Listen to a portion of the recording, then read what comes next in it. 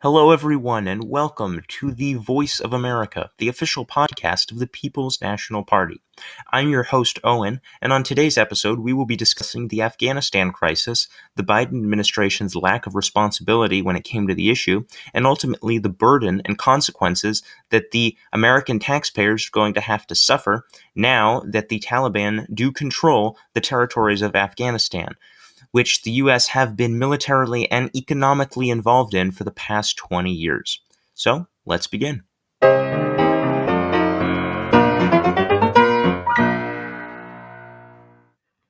So, let's begin with the question of why does Afghanistan even matter? Why is it such a big deal? Why is it such a huge issue recently, but over the past 20 years in general? Well, to start off, we have to understand why we got involved in Afghanistan in the first place. All right, we didn't go to Afghanistan to nation build. We didn't go there to spread democracy or freedom or Western values. We went there to get back at Osama bin Laden and Al Qaeda for the attacks that they did on the World Trade Center on September 11th of 2001. That's why we got involved. We moved into Afghanistan militarily because the Taliban, which was controlling Afghanistan at the time, was harboring these terrorists. And we have been there ever since, at the expense of $2+ trillion taxpayer dollars over these past 20 years, and thousands of U.S. service member lives lost. All to fight 8th century barbarians, basically. I mean, these guys, the Taliban, were literally living in caves, and they had 8th century social norms and customs that they followed. It's ridiculous. And we spent all this money and these American lives, not just American lives, but many lives, the Canadian, the British, Australian, those are the significant nations that I can remember off the top of my head that got involved, but many, many more. Germany, a lot of other European countries militarily got involved and lost lives of their soldiers. And it really makes you question, why did we stay so long? Why didn't someone get us out earlier? And why did we spend so much money fighting these savages, basically? And that's the question that we're going to try to answer in this episode. And, I think a lot of U.S. citizens, especially as we got into the 2010s, they started to realize that, okay, yeah, I don't care about the oil. I don't care about the spreading of peace and love and joy and happiness throughout the Middle East. I don't care about that anymore. I just want to get our young men home and to stop wasting money on, a desert land thousands and thousands of miles away. It got so big of an issue that, by the 2019, 2020, by the presidential election, you had Trump and Biden on the same side of the issue. They both wanted to get out of Afghanistan. They just had different ways of doing it. And that, I think, is the most important thing to focus on, because we can all be pretty certain that the Biden plan for getting the U.S. troops out of Afghanistan has been pretty disastrous. So let's take a look at the Trump plan. So back in February of 2020, Trump signed, or had the Taliban made an agreement with the Taliban, basically saying that by May of 2021, so, a few months ago, almost all of the troops would be out of Afghanistan, almost all of U.S. troops and some British troops as well. I'm pretty sure that was under the deal. Not all of them, however, because Trump didn't believe that we should remove all troops. We should keep some there for counterterrorism, but not a significant amount that it's an extreme expense to the American people, or, there being any threat of lost lives or anything like that. He didn't want that to happen. He just wanted there to be some sort of boots on the ground.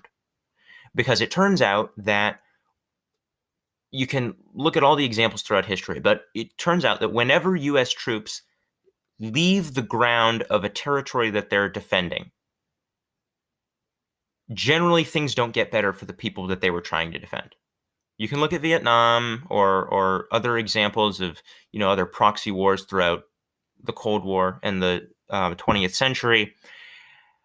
But in most cases, when U.S. troops leave, things get worse for the people they were trying to defend. And that is more than true in today's modern day example of Afghanistan. Within days of U.S. troops leaving, the Taliban took over. And not only did the Taliban take over when the U.S. troops were leaving, and all of a sudden they were outnumbered, but also they did it by leaving hundreds of U.S. diplomats and green card holders back in Afghanistan. Just an absolutely miserable process.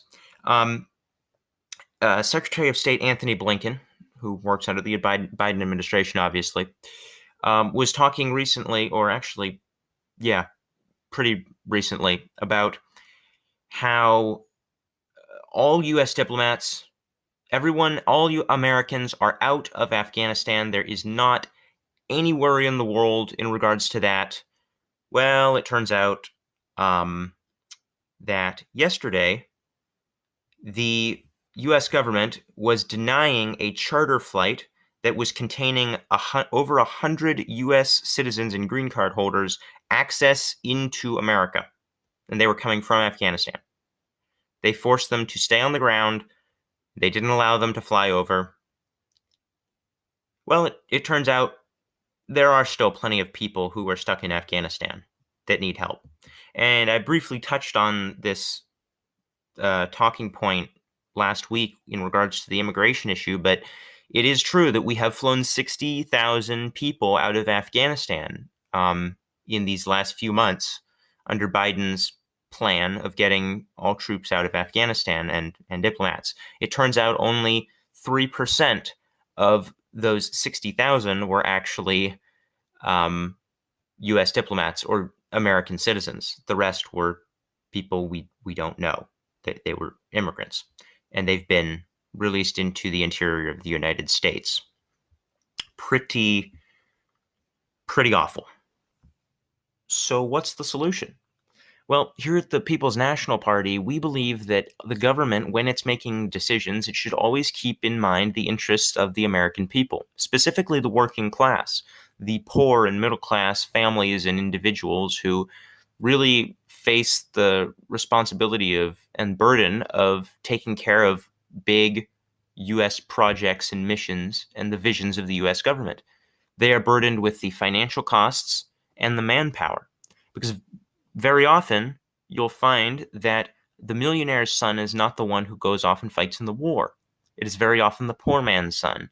And it's the poor man's taxes, for the most part, that are funding all these great missions and projects overseas.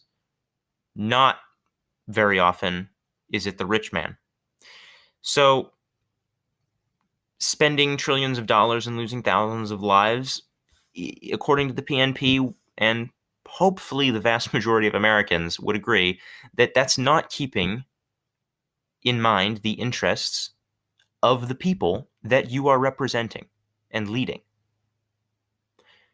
What you're doing is you're wasting money, their money, for your political gain. As far as the response comes to evacuating, the PNP's approach to this is that we should keep the military on the ground while the U.S. diplomats and the green card holders and everyone who's legally supposed to be leaving Afghanistan and entering the United States, we make it so that they're able to safely, without the threat of the Taliban burning their plane to the ground or locking them up and not letting them leave the country.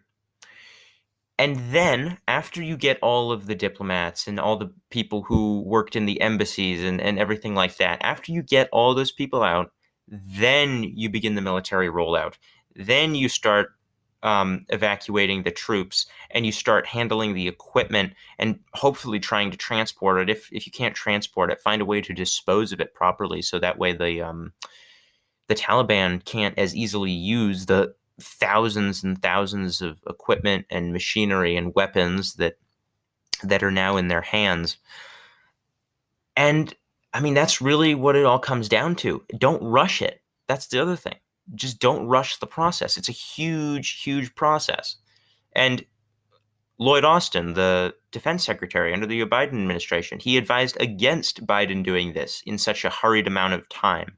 I mean, Biden's top advisors and experts advised him against rushing it and doing it in the way he did, but he didn't listen to them. And that's going to be his fault. And he's hopefully going to be held accountable to that come 2024, or the Democratic Party is at least. Now, some of you may question, the PNP's approach to the rollout. That might have been better than what Biden or even Trump envisioned, but wouldn't it have ended up that the Taliban controlled Afghanistan in the end, just like what's happening now? And the answer is probably yeah. I mean, almost every single case in which someone has tried to envision a process that the US and other European powers safely and smoothly evacuate the nation of Afghanistan, it almost always ends up being that the Taliban end up taking control, because the Afghan government and military, without support of world powers, are very easily manipulated, and they're very weak in general. I mean, the president escaped the president's palace within days of the U.S. military beginning their evacuation process.